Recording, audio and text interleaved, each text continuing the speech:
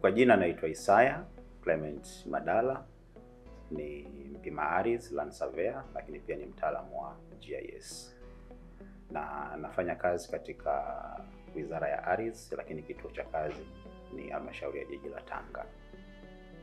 Kwa tukio zuri Halmashauri ya Jiji la Tanga tulipata mradi chini ya ufadhili wa BOTNA, na mradi huu ulilenga kuboresha data. Jinsi gani halmashauri inaweza kutumia data katika sehemu ya maamuzi yake ya msingi, katika majukumu ya kila siku, lakini pia katika kuboresha utoaji huduma kwa kutumia data ambazo ni sahihi na zinazopatikana kwa njia ya haraka kabisa. Na kupitia mradi huu tulifanya utafiti tukishirikiana na wenzetu wa taasisi ya Dila, lakini na chuo cha ardhi chini ya ufadhili wa BOTNA Foundation katika mwamvuli wa Tanga Yetu. Na utafiti huu ulitaka kuona tunazo data za aina gani katika halmashauri yetu ya Jiji la Tanga na zinatumika vipi. Kwa sehemu kubwa kitu ambacho tulibaini, ziko data nyingi sana zinazalishwa katika kila idara na nyingi ziko katika mfumo wa analogia. Lakini data hizi haziungani, yani haziunganiki na data nyingine kwa haraka ili kutoa maamuzi ya haraka. Na kwa sehemu kubwa data hizi zimetunzwa katika mfumo wa kianalogia, yani katika mifumo ambayo sio ya kidigitali. Kwa hiyo kupitia Tanga Yetu sasa tukawa tuna wazo la jinsi gani tutaboresha au innovate taarifa hizi tulizonazo ili ziweze kuleta matokeo mazuri katika decisions za kila siku katika halmashauri yetu.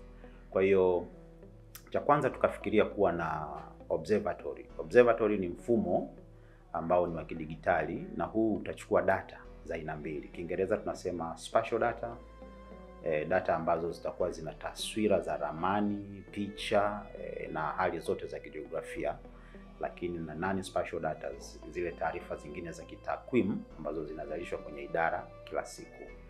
Na kupitia observatory hii sasa hizi data zingeweza kuchakatwa kwa pamoja, alafu zikiunganishwa ili ziweze kutoa majibu au matokeo ambayo yanaweza kusaidia halmashauri kutoa maamuzi sahihi kwa wakati unaofaa.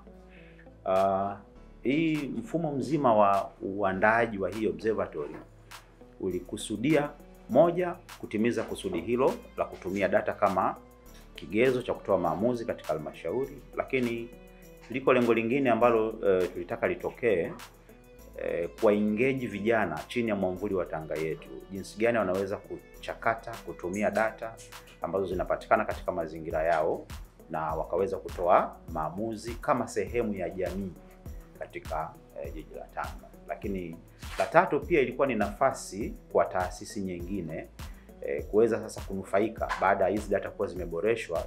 Ziko taasisi ambazo tunashare taarifa katika utekelezaji wa majukumu yao.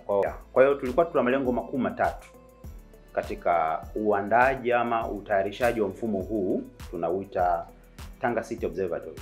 Lengo la kwanza ilikuwa ni kudevelop au kutengeneza mfumo wenyewe, kwa maana kwa njia sasa za kiufundi na za kidigitali, ili uweze kupokea taarifa zote ambazo tunazo zinazozalishwa katika Jiji la Tanga, yani spatial data na non-spatial data.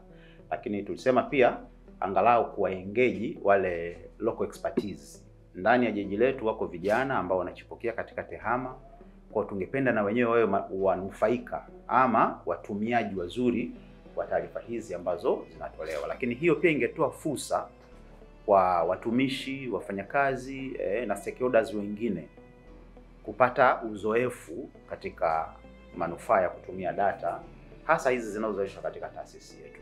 Kwa hiyo kwenye kudevelop ama kwenye kuunda mfumo huu tulichagua case study 3 za kuanza nazo. Ingawa setup ya kihalmashauri idara ziko nyingi na kila idara ilifaa kuwa na study case ya kwake. Lakini kwa majaribio sisi tulianza na study case 3. Ya kwanza ili focus katika spatial safety index. Hii ilikuwa inatazama zaidi usalama.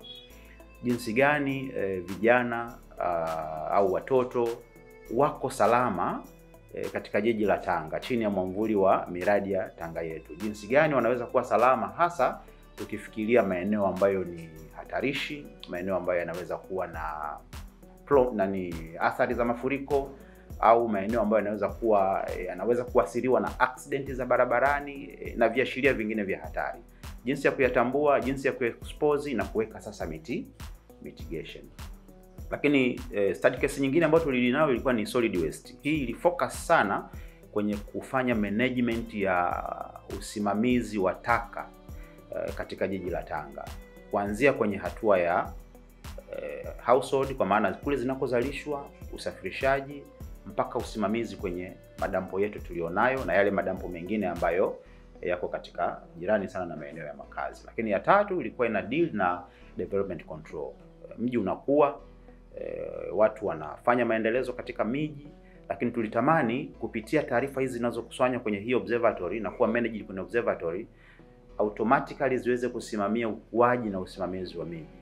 Ifike sehemu hata vitu vidogo vidogo, kwa mfano kutambua wapi pana ujenzi mpya, wapi pana aina fulani ya ujenzi, au wapi kulingana na mipango miji panatakiwa pakae nini kwa utaratibu gani. Na hii ni kama participatory approach, kwa maana tunazo ngazi za utawala za chini, kuanzia ngazi za wenye viti, ngazi za watendaji na wananchi wenyewe. Kwa kupitia observatory, manake wote wanashiriki na wote wana share information moja na wote wana come up na decision inayotegemea taarifa moja. Kwa hiyo lengo lingetusaidia sasa kufikia hatua kubwa sana ya kuweza kuamua mambo kwa kutumia taarifa ambazo tunazipata na kwa usahihi na kwa haraka. Sasa ili hilo litokee, yako mambo ambayo tulifanya chini ya mwamvuli wa Tanga Yetu. Cha kwanza tulifanya utengenezaji wa mfumo wenyewe, kwa maana installation ya server, lakini kudesign sasa zile database, geodatabase zenyewe, lakini kutengeneza dashboard ambazo zitatoa ripoti na zitapokea taarifa ili sasa hayo maamuzi yaweze kufanywa. Lakini engagement sasa ya vijana. Wakati huo tulikuwa tunashirikiana na chuo cha Aris, kwa hiyo tulipata engagement ya wanafunzi kutoka chuo cha Aris, lakini pia tulipata engagement ya vijana ndani ya hapa jiji la Tanga. Na tulifanya kwa kata 9.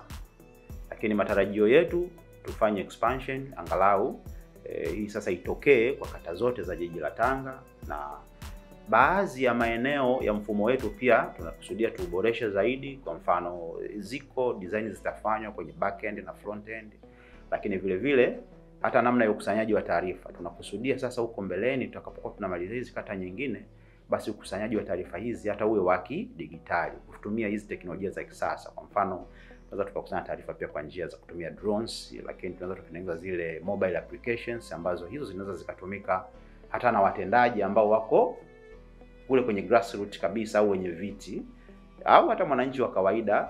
So far na ile app akaleta taarifa ikawa validated, ikiwa iko okay, itaongeza content katika taarifa zetu za observatory. Kwa hiyo ndio overview ama sura nzima ya mradi wetu wa Tanga City Observatory, kulingana na jinsi ambavyo tuliona data ni muhimu kiasi gani katika maamuzi ya halmashauri, hasa hususan katika jiji la Tanga ambalo linakuwa kwa kasi.